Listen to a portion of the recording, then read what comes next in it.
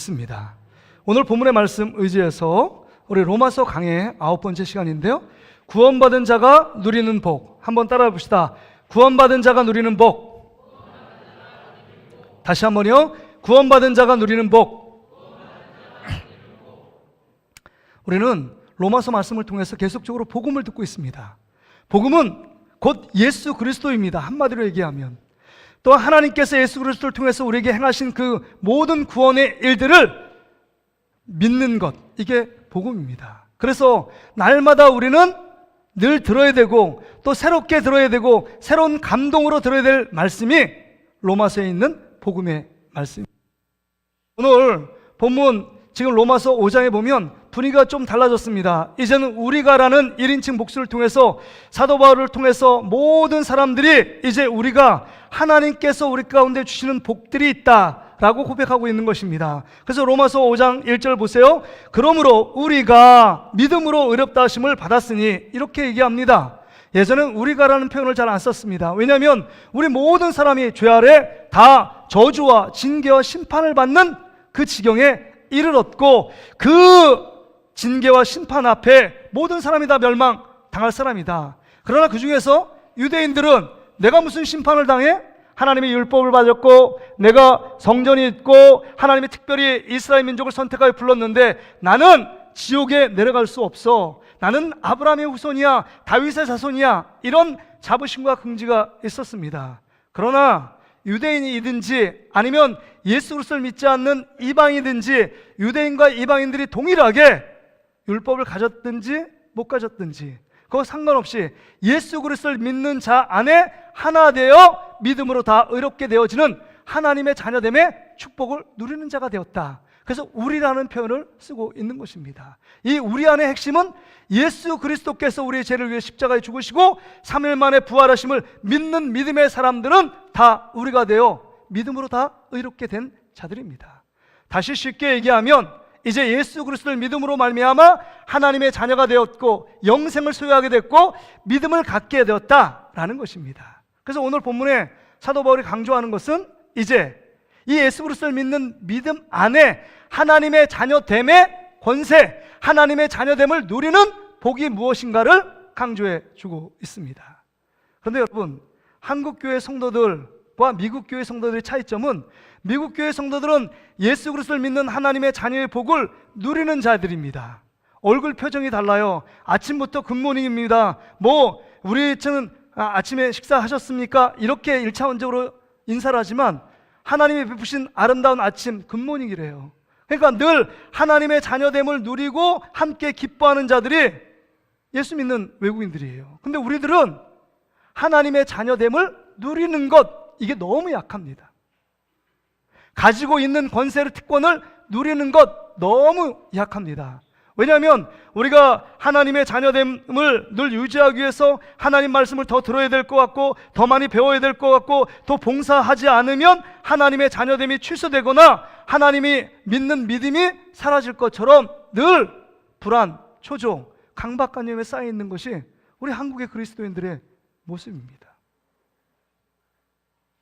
뭔가 하나님 앞에 봉사하고 헌신하고 싱어도 하고 그 다음에 찬양 여러 가지 성가대도 쓰면 내가 이것을 하고 있기 때문에 나는 하나님의 자녀야 라고 들다가도 어느 때 신앙의 침체가 와서 봉사도 내려놓고 하나님 말씀도 듣지 않고 예배도 참석하지 못하는 사람들은 이제 나는 하나님의 자녀에서 떨어졌을 거야, 하나님의 자녀됨이 취소됐을 거야, 이렇게 생각하는 경향이 있다고 하는 겁니다.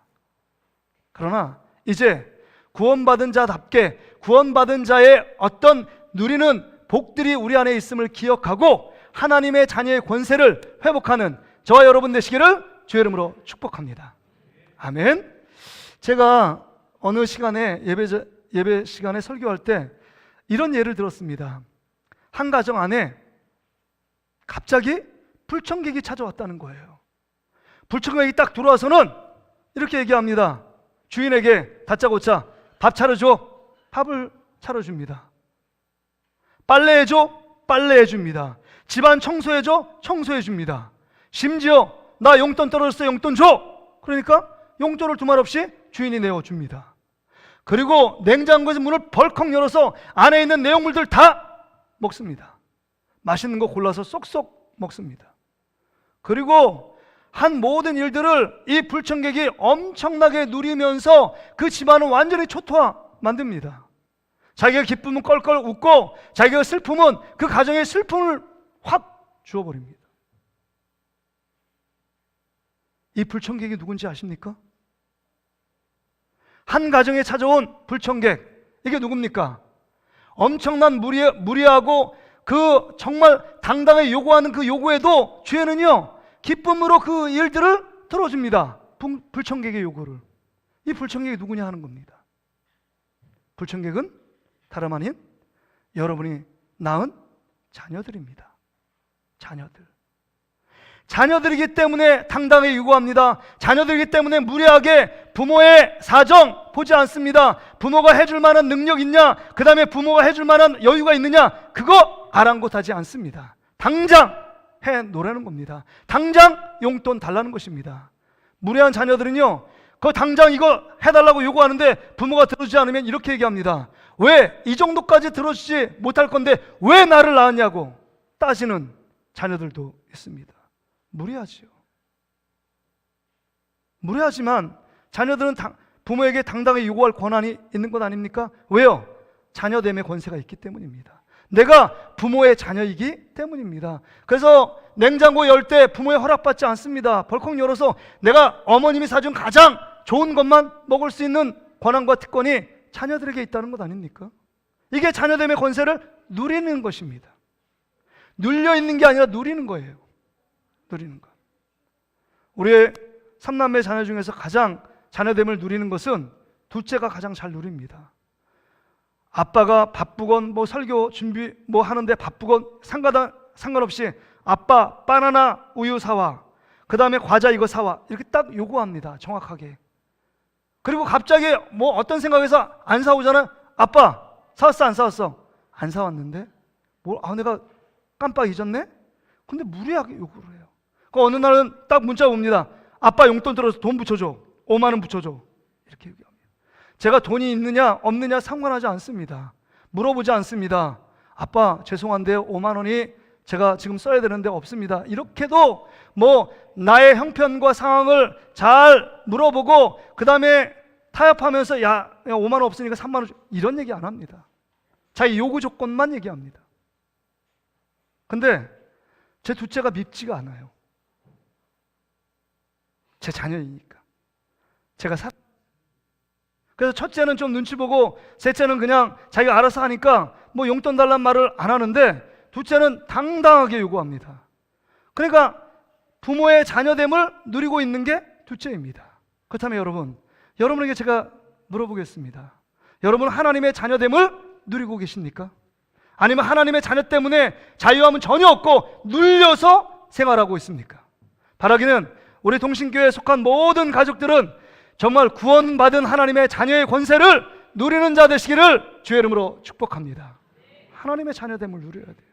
오늘 본문은 이걸 얘기하고 있는 것입니다. 자녀됨에 누리는 특권, 첫 번째가 1장 1절부터 2절에 이렇게 얘기합니다. 여러분 5장 1절부터 보세요.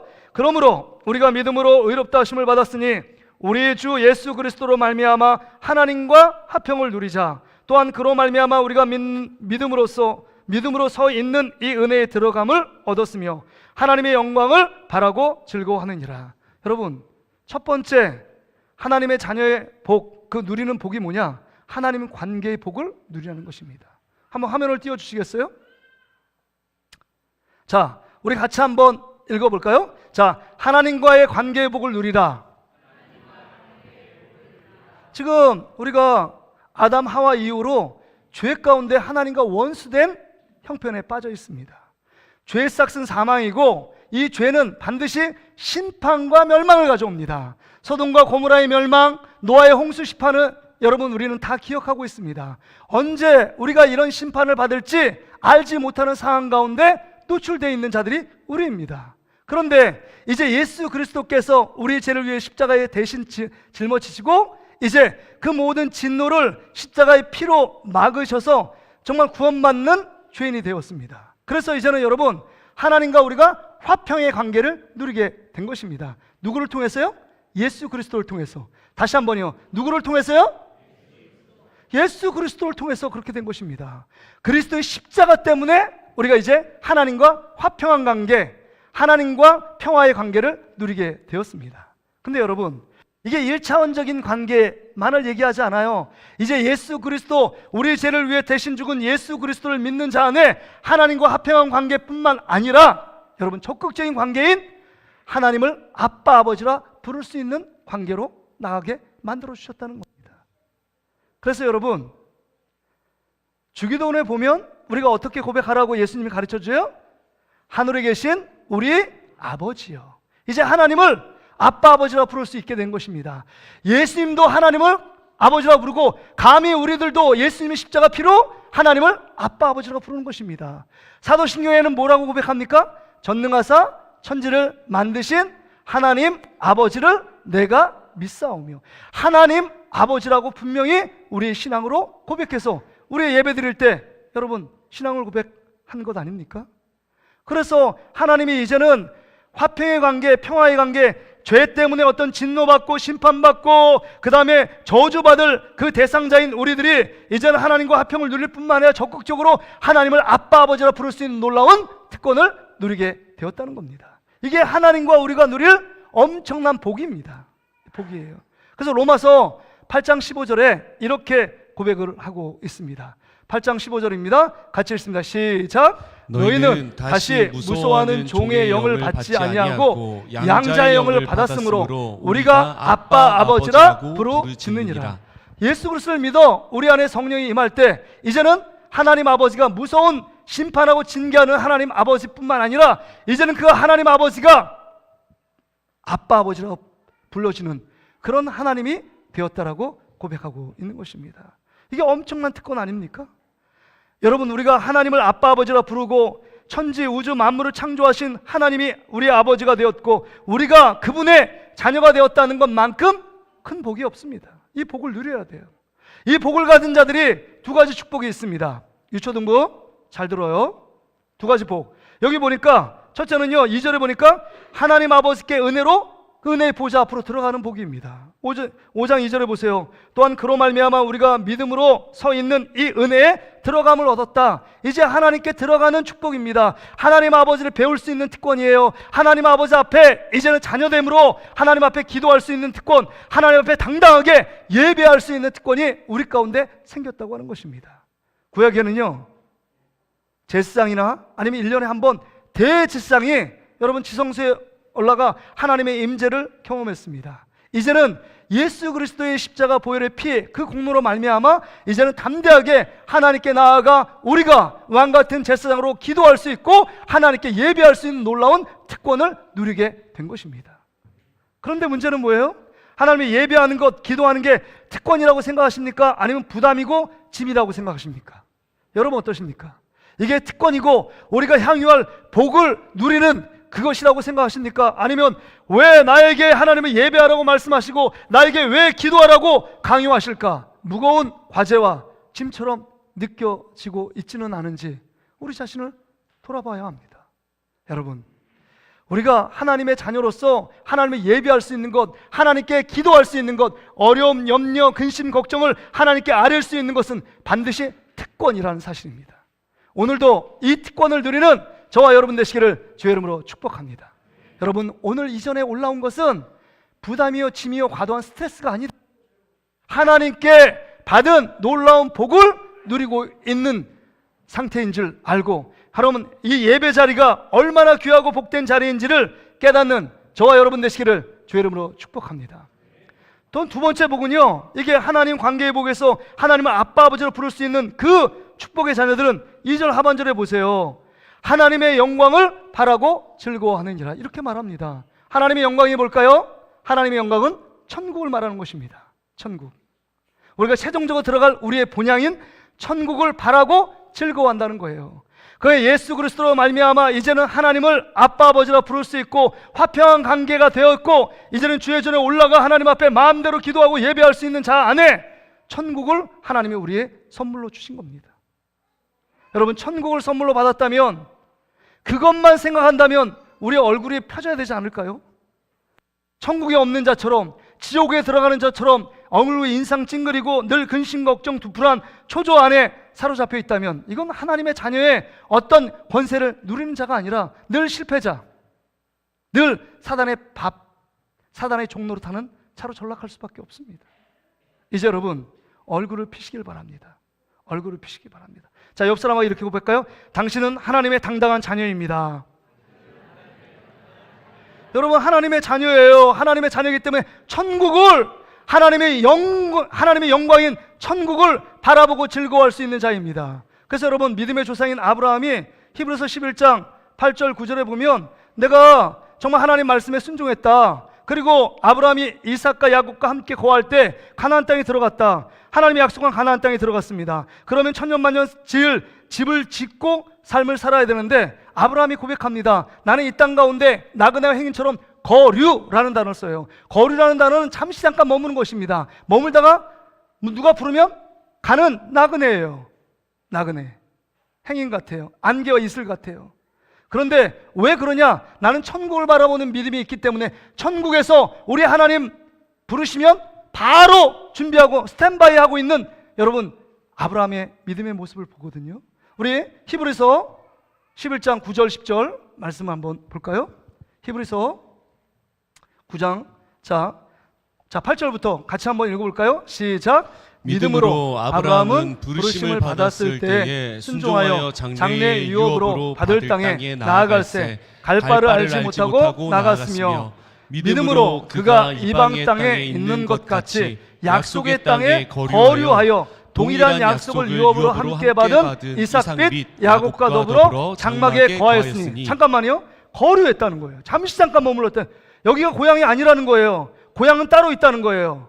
어떤 고향이 따로 있냐? 10절의 말씀이 기록되어 있습니다. 같이 읽을까요? 시작. 이는 그가 하나님이 계획하시고 지으실 터가 있는 성을 바랐습니다. 하나님이 계획하시고 지으실 터가 있는 성이 뭐예요? 천국을 날마다 아브라함이 바라보는 그 믿음으로 살았기 때문에 그 땅 가운데 엄청난 고통과 괴로움을 이길 수 있었다라고 고백하고 있는 것입니다. 그렇습니다. 하나님을 아빠 아버지라 부를 수 있는 자 안에 하나님의 은혜의 보좌 앞에 나갈 수 있을 뿐만 아니라 하나님의 영광인 천국을 바라보며 즐거워할 수 있는 놀라운 특권을 받은 자가 우리라는 사실을 갖고 하나님 관계 속에서 우리 하나님을 아빠 아버지라 날마다 부르며 하나님께 기도하며 예배하는 저와 여러분 되시기를 주의 이름으로 축복합니다. 두 번째는요, 구원받은 자가 받을 복이 뭐냐? 구원받은 자가 누리는 복이 뭐냐? 3절부터 7절까지의 내용을 보면 이제 여러분 화면을 보세요. 현실을 극복할 수 있는 복을 누릴 수 있다는 겁니다. 여러분 현실의 상황, 지금 우리가 살고 있는 상황이 여러분 호락호락하고 만만합니까? 만만치 않습니까? 만만치 않잖아요. 우리 안에 원치 않는 질병 때문에 고통하며 괴로운 분들 있고요. 여러 가지 물질의 어려움, 정말 그 여러 가지 경쟁 속에서 경쟁에 늦춰져 떨어져 정말 힘들어하고 고통받는 분들이 참 많잖아요. 관계의 어려움이 있고 정말 예기치 못한 사건 사고 때문에 힘들어하는 게 우리의 일상, 우리의 세상을 살아가는 우리의 현주소 아닙니까? 그래서 환난이 있다는 거예요. 제가 우리 장모님 얘기했는데 추석 당일날 갑자기 요양원에서 전화가 왔습니다. 제 아내한테. 그래서 지금 호흡이 좀 가쁘고 그 다음에 호흡할 때마다 쇳소리가 난다는 거예요.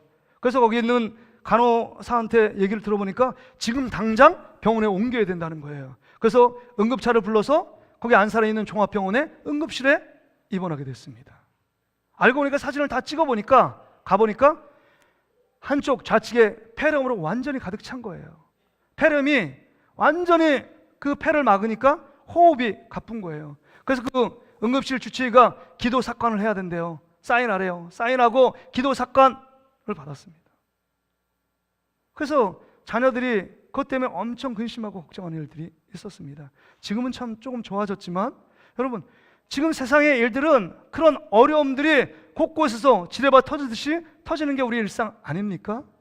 그런데 이런 만만치 않은 세상을 우리가 살아가는데 여러분 아까 얘기한 것처럼 하나님의 관계 속에 받을 영적인 복도 있지만 세상 가운데 하나님의 자녀 구원받는 자녀가 누릴 복이 있다는 거예요. 여기 보세요. 3절 말씀 보세요. 다만 이뿐 아니라, 영적인 복뿐만 아니라 이 땅 가운데 받을 복이라는 거예요. 우리가 환난 중에도 즐거워하나니 이는 환난은 인내를. 여러분 고개를 한번 들어보세요. 저를 보세요. 여러분 환난을 즐거워한대요. 여러분 환난, 어려움, 고통입니다. 고통을 즐거워할 수 있는 자가 누가 있을까요? 한 명도 없잖아요. 그런데 사도 바울은 우리에게 얘기합니다. 네가 세상 가운데 환난을 받지만 즐거워해야 된다라고 얘기하고 있는 것입니다. 이게 뭐예요?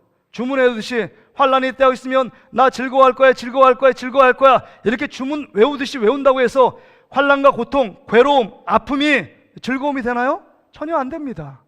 안 되잖아요. 갑작스럽게 뭐 교통사고가 난다든지, 갑작스럽게 암에 걸렸다든지, 갑작스럽게 직장이 폐쇄됐든지, 사업장이 어려움 당했든지, 이런 어려움이 찾아오면 그게 즐거움이에요? 고통이죠. 괴로움이죠. 눈물을 흘릴 수밖에 없는 거 아닙니까? 그런데 그 환난이 즐거움이라고 말합니다. 왜 그럴까요? 왜 그럴까요?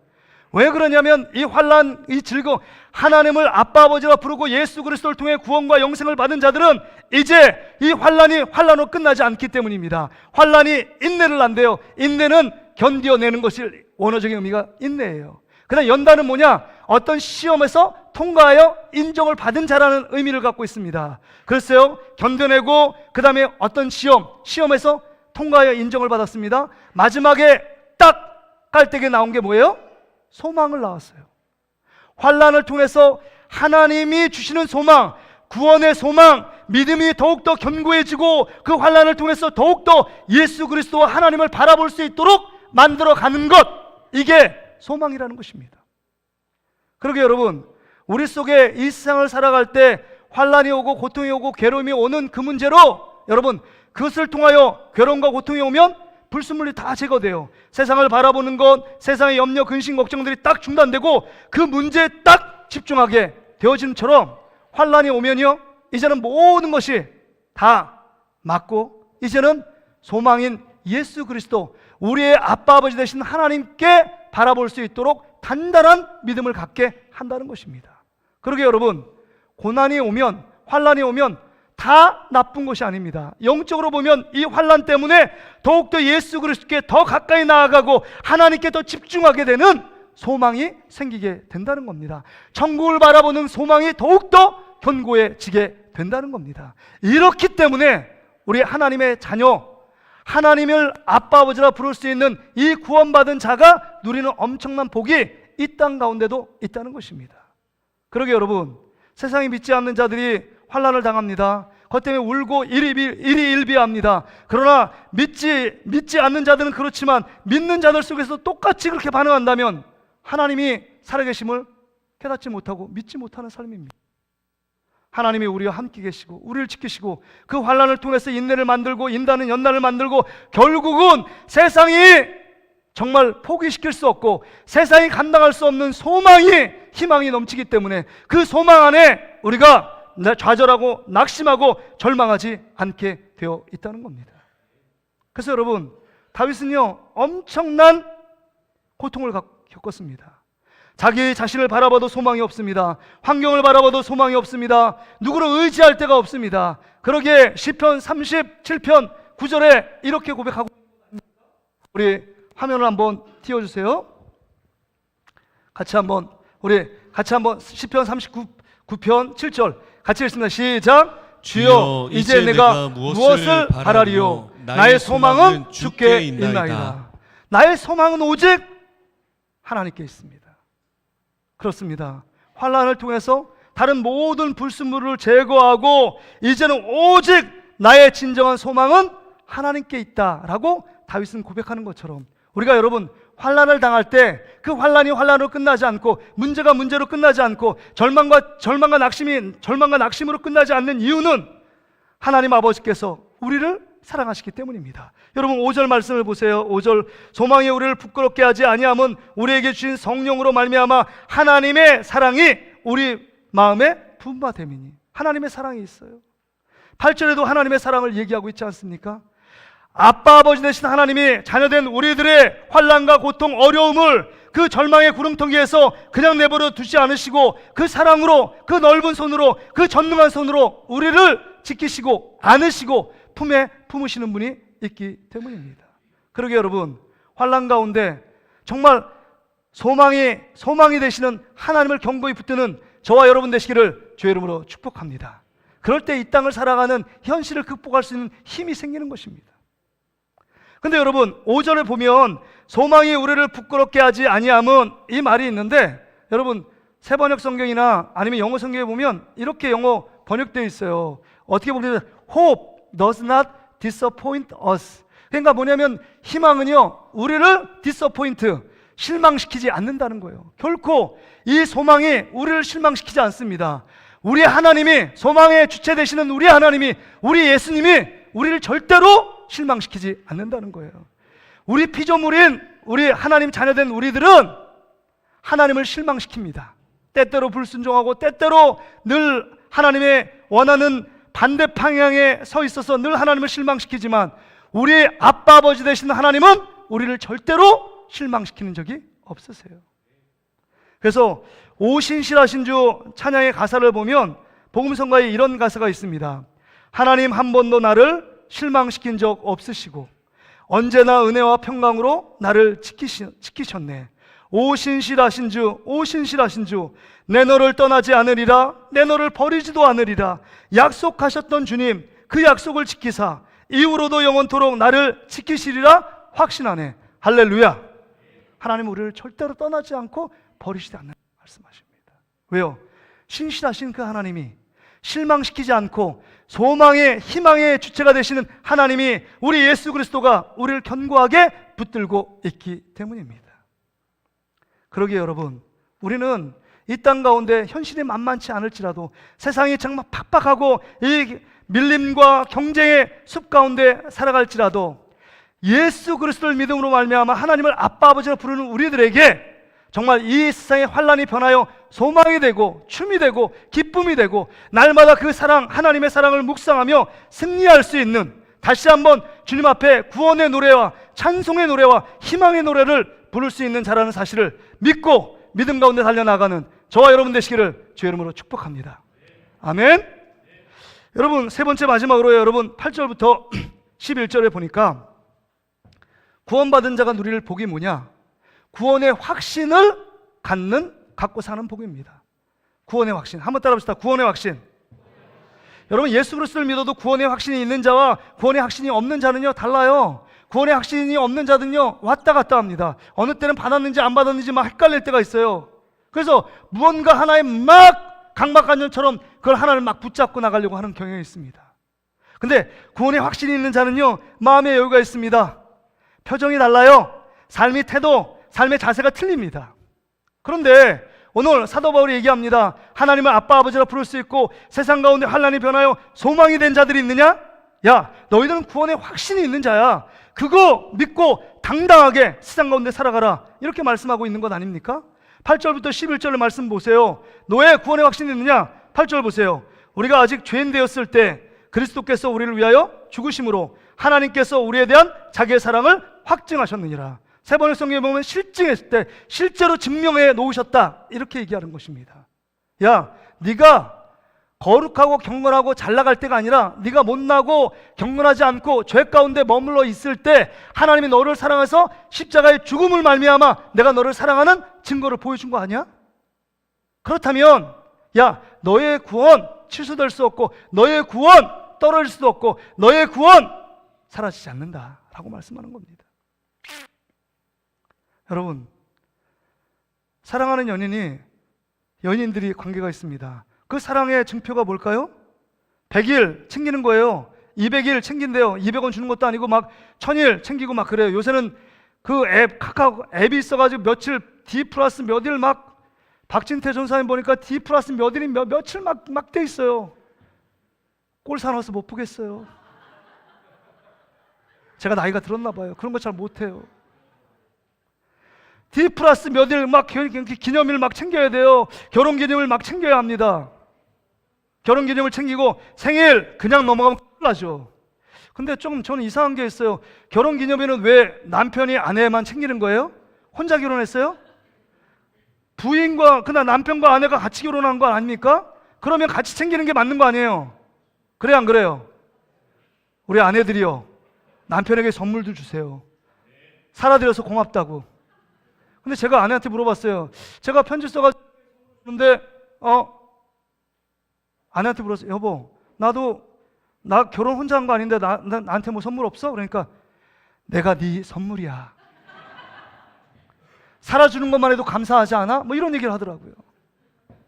아이고, 감사하죠. 지금도 감사하고 있습니다. 그래서 그냥 끝까지 하려고요. 그냥 하던 거 하려고. 여러분, 사랑은요, 주고받음이 있어야 돼요. 사랑의 증표. 결혼한 사람은 여러분, 반지를 끼는 이유가 뭐예요? 사랑한다는 증표예요. 사랑하기 때문에 선물도 주고요, 사랑하기 때문에 절대적인 물리적인 시간을 함께 하는 것입니다. 그렇다면 하나님이 너희를 하나님의 자녀로 불렀다 말만 하지 않고 사랑의 증표로 보여준 게 예수님의 십자가를 통해서 너에게 보여주지 않았느냐. 밝히 십자가를 봐라. 어떤 분 그래요? 하나님 나를 사랑하지 않는 것 같다고, 하나님 나의 기도 듣지 않는 것 같다고, 하나님이 나를 버린 것 같다고 생각하는데, 여러분 다시 한번 예수님의 십자가를 바라보세요. 예수님을 생각해 보세요. 그렇다면 예수님이 여러분을 포기하겠습니까? 여러분을 버리겠습니까? 여러분의 구원이 취소되도록, 야 괘씸해, 너 이제 졌지? 너 끊어버릴 거야, 이렇게 말씀하신 분이 아니라는 것입니다. 내가 너를 절대 포기할 수 없는 것, 예수님의 십자가 사랑이 있지 않니? 예수님의 십자가 사랑으로 하나님이 이 땅에 오셔서 정말 인간이 되어 죽는 그 엄청난 사랑의 증표를 내가 보여주었는데 너 무엇을 요구하느냐 하는 것입니다. 나 부족합니다. 나 더 많이 갖고 싶어요. 더 왜 이렇게 다른 사람보다 부족합니까? 라고 얘기하는데, 야!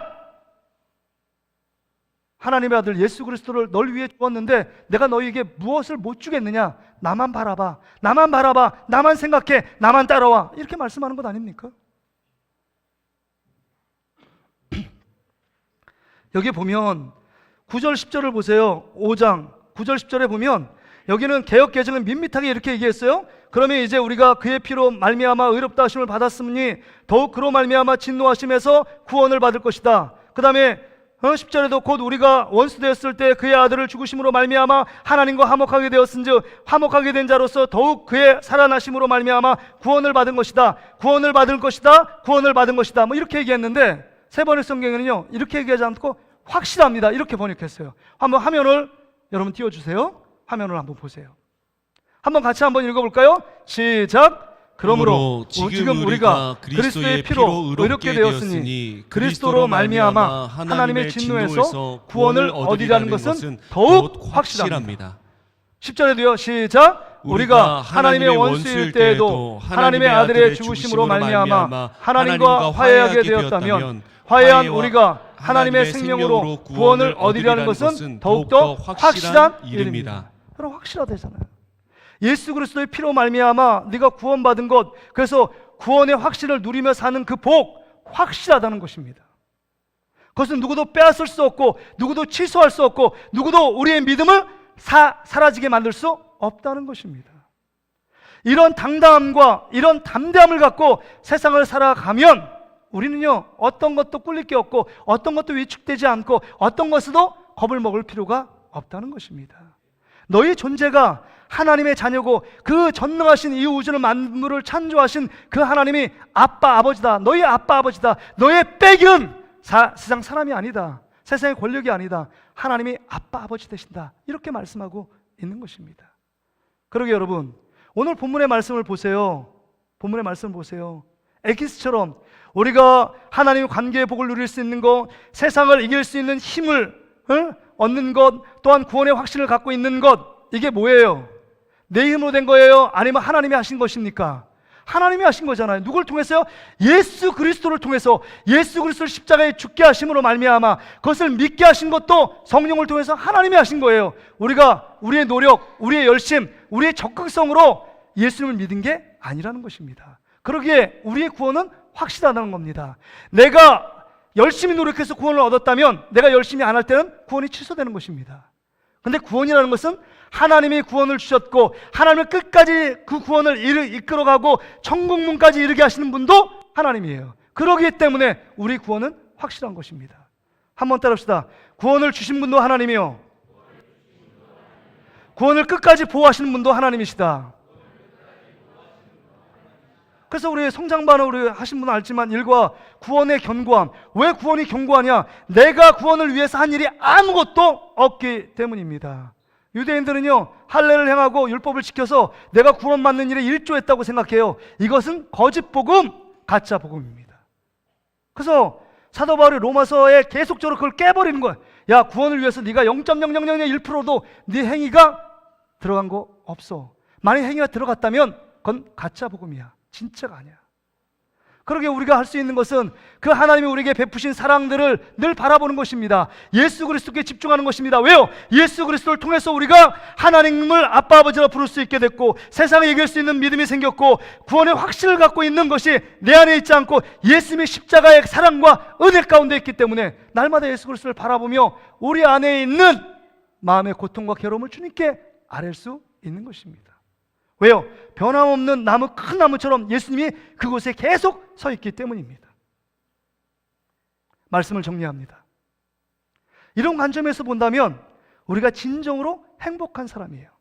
우리가 물질이 있어 행복한 것도 아니고, 권력이 있어 행복한 것도 아니고, 세상 지위가 높아서 행복한 것도 아니고, 다 남들보다 배운 지식이 많아서 그 다음에 가방끈이 길어서 행복한 것이 아닙니다. 절대적인 관점으로 볼 때 세상에는요, 남들보다 더 많이 가지면 행복하다고 말합니다. 더 많은 능력이 있으면 행복하다고 말합니다. 더 많은 스펙을 쌓아서 남들보다 더 뛰어난 자리에 있으면 행복하다고 말합니다. 그것은 상대적인 행복이에요. 그것이 없으면 폭락, 행복이 사라지는 것입니다. 우리는 절대적인 행복을 갖고 있습니다. 예수 그리스도를 믿는 믿음의 복을 갖고 있기 때문에 행복한 자예요. 우리가 필리핀 낭송을 갔는데 우리 청년들이 한결같이 고백하는 게 있어요.